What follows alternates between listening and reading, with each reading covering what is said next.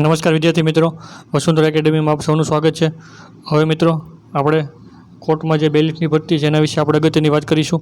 આ બેલીફ પરીક્ષાનું નોટિફિકેશન છે ક્યારે આવી શકે છે, કેટલી બેલીફની જગ્યાઓ આવી શકે છે અને આની પરીક્ષા અંદાજિત ક્યારે યોજાઈ શકે છે, આ સિવાય પગાર ધોરણ છે, શૈક્ષણિક લાયકાત છે અને વયમર્યાદા છે। આ બધી બાબતો પર આપણે આ વિડીયોમાં વાત કરીશું, તો વિડીયોમાં અંત સુધી જોડાયેલા રહેજો। વિડીયોને લાઇક, શેર અને સબસ્ક્રાઈબ કરવાનું બાકી હોય તો ખાસ કરી દેજો। હવે મિત્રો માર્કેટમાં કેટલીક અફવાઓ ચાલે છે એના વિશે પણ આપણે વાત કરીશું, તો વિડીયોમાં અંત સુધી જોડાયેલા રહેજો। તો બેલીફનો જોબ પ્રોફાઇલ છે એના વિશે આપણે થોડી વાત કરી લઈએ। તો બેલીફ છે એની અંદરનો આપણે પગાર કેટલો હોય છે, તો આ પગાર છે બેઝિક પગાર તમારો 19,000થી વધારે હોય છે, સમથિંગ 19,900 કે 19,950 જેવો બેઝિક પગાર તમારો અહીંયા રહે છે। અહીં તમને બધા ભથ્થા પણ અલગથી મળે છે। બીજી વસ્તુ, બેલીફની પરીક્ષા તમે પાસ કરો છો તો એમાં ફિક્સ પગાર છે, પ્રથમ દિવસથી જ ફૂલ પગારવાળી નોકરી હોય તો તમને પ્રથમ દિવસથી છે એ ફૂલ પગાર મળે છે। તમને પ્રથમ દિવસથી ફૂલ પગાર અને સરકારના છે તમામ લાભો છે એ બેલીફની નોકરીમાં મળે છે, તો આ તમારા માટે સારું કહેવાય। હવે અંદાજિત તમે જુઓ તો બેલીફનો પગાર 32,000ની આજુબાજુથી લઈ અને તમને સ્ટાર્ટિંગમાં 35,000 સુધી પગાર અહીંયા મળે છે। હું 7મા પગાર પંચ પ્રમાણે વાત કરું છું, તો એટલો પગાર છે તમને અહીંયા સ્ટાર્ટિંગમાં છે મળે છે। ઘણા લોકો બહુ મોટો પગાર કહેતા હતા, એટલો પગાર નથી હોતો, પણ બેઝિક તમને અહીં સુધી ભથ્થા સાથે તમને પગાર મળે છે। બીજી વસ્તુ, કામના કલાકોને લઈ તો સામાન્ય રીતે બીજી સરખામણીમાં નોકરીના કામના કલાકો જે હોય છે ખૂબ ઓછા હોય છે। એટલે કામ તો તમારે અહીંયા આપણા જે કલાકો હોય એ પ્રમાણે કરવાનું જ છે, પણ તમારે આનો સેન્સ એવો છે કે તમે ઓફિસ વર્ક કરો છો, દાખલા તરીકે ઓફિસમાં છો ત્યાં તમારે 8 કલાકનું કામ કરવાનું આવે છે, તો તમારે કામ તો અહીંયા 8 કલાકનું જ કરવાનું, પણ એમાં તમારી વર્કિંગ જે હોય છે એ ફૂલ 8 કલાક હોતું નથી, માટે બીજાની સરખામણીમાં એકદમ સારું છે, બીજા જોબની સરખામણીમાં। બીજી વસ્તુ, હવે બેલીફનું મુખ્ય કાર્ય શું હોય છે, તો બેલીફની નોકરી એકદમ સારી નોકરી છે। હવે તમને અહીંયા 2 થી 3 ગામ છે એ આપેલા હોય છે સામાન્ય રીતે। હવે બેલીફ છે એને સરકારી નોટિસ જે હોય છે એ ભજવવાનું કામ આપવામાં આવે છે। હવે એના માટે અઠવાડિયામાં એક વાર નક્કી કરેલો હોય છે કે આ વારે કોર્ટમાં છે એ બેલીફ છે નોટિસ ભજવવા જાય છે। હવે એમાં એક તમને એક ફાયદો એ મળે છે કે જ્યારે તમારે નોટિસ આપવા જાઓ છો, ભલે તમારે નોટિસનું કામ 1 કલાકનું હોય, પણ તે દિવસે તમે કોર્ટમાં છે ગેરહાજર રહી શકો છો, તો આ એનું મુખ્ય કામ મોટા ભાગે આપવામાં આવતું હોય છે। બીજા ઘણા બધા કાર્યો હોય છે, જેમ કે ટ્રેઝરી બિલ આપવાના, બેંકમાં પૈસા ડિપોઝિટ કરવાના, આવા કામો હોય છે। આની સિવાય છે એ સામાન્ય કામો આપવામાં આવતા હોય છે, જેમાં ધરપકડનું પણ કામ આપવામાં તમને આવી શકે છે, સમન્સનું કામ આપવામાં આવે છે, પણ આ કામ ખૂબ ઓછું હોય છે। હવે બીજી વાત કરીએ શૈક્ષણિક લાયકાતની, તો આ ભરતી છે 12 પાસ ઉપર છે, જે લોકો ગ્રેજ્યુએટ નથી તો આમાં ફોર્મ ભરી શકે છે। બીજી વસ્તુ છે વયમર્યાદા, તો આમાં વયમર્યાદા છે 18 થી 33 વર્ષની છે। હવે જો તમે કોઈ કેટેગરીમાં આવો છો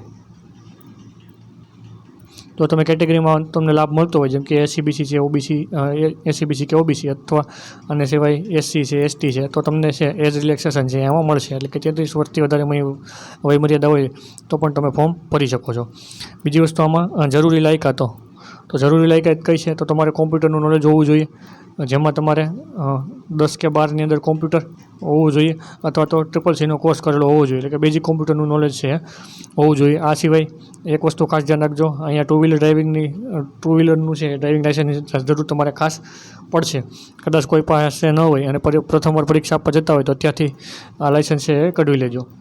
હવે બીજી વાત કરીએ પરીક્ષા પદ્ધતિ વિશે, તો આની પરીક્ષા પદ્ધતિ કેવી હોય છે, તો એમાં સૌપ્રથમ જે પ્રિલિમ એક્ઝામ હોય છે જેમાં 50 ગુણ લાવવાના હોય છે। હવે જો તમે 50% ગુણ લાવો છો, એટલે કે 50 ગુણ લાવો છો, તો તમને પ્રિલિમ પરીક્ષામાંથી મુખ્ય પરીક્ષા માટે ક્વોલિફાય કરવામાં આવે છે।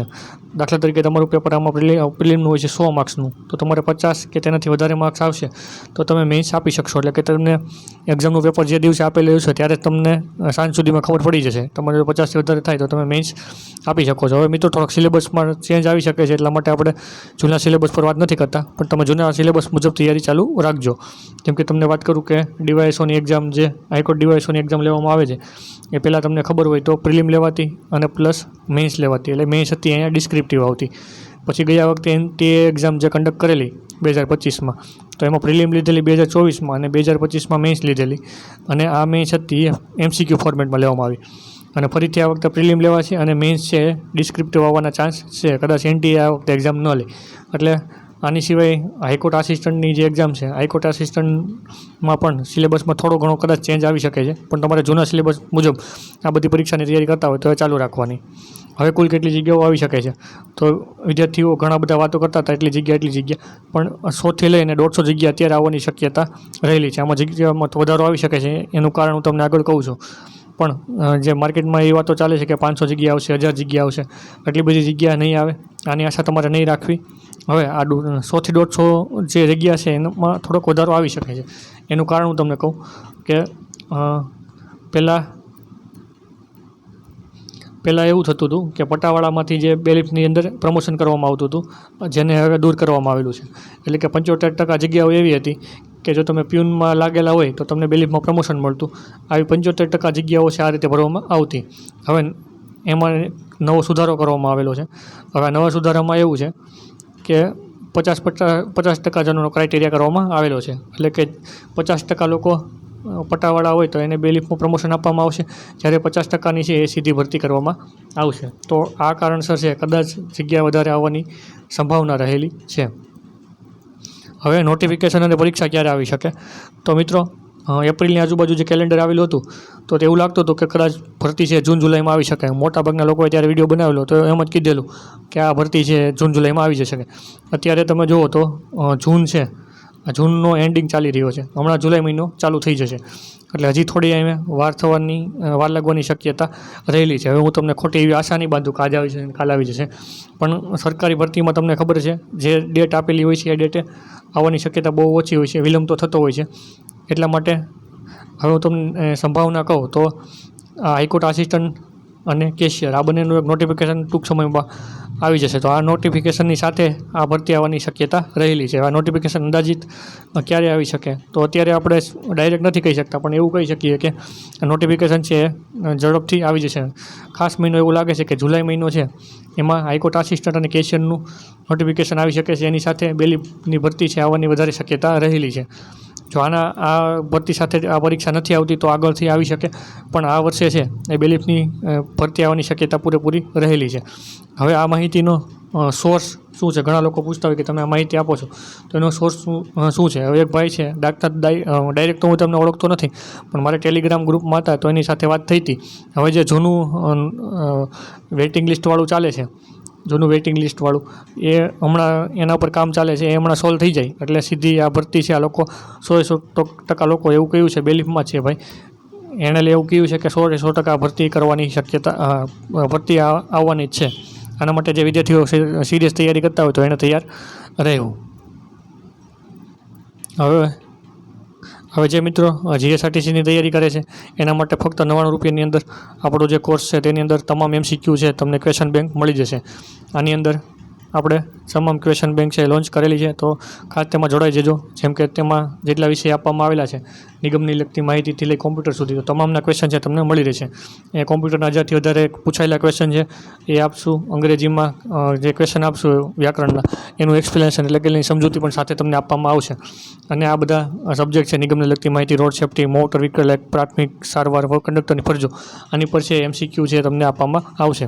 તો આમાં જીએસઆરટીસીને લગતા છે એ અહીંયા તમે જોઈ શકો છો, આ રીતના MCQ આપેલા છે. આ મોટર વ્હીકલ એક્ટના MCQ છે. તો જીએસઆરટીસીને લગતા આપણે 3000થી વધારે MCQ આમાં આપવામાં આવેલા છે. આ સાથે 1000થી વધારે કોમ્પ્યુટરના પૂછાયેલા ક્વેશ્ચન આપવામાં આવેલા છે. ઇંગ્લિશના ક્વેશ્ચન છે એ સમજૂતી સાથે આપવામાં આવેલા છે. અને ખાસ કરીને જીએસઆરટીસીના 3000થી વધારે ક્વેશ્ચન છે તો તમને ઘણામાં હેલ્પફુલ થશે. તો ફક્ત 99 રૂપિયામાં તમે આ કોર્સ લઈ શકો છો. આપણી એપ્લિકેશનની લિંક ડિસ્ક્રિપ્શનમાં આપેલી છે, વસુંધરા એકેડમી, ત્યાંથી તમે ડાઉનલોડ કરી શકો છો.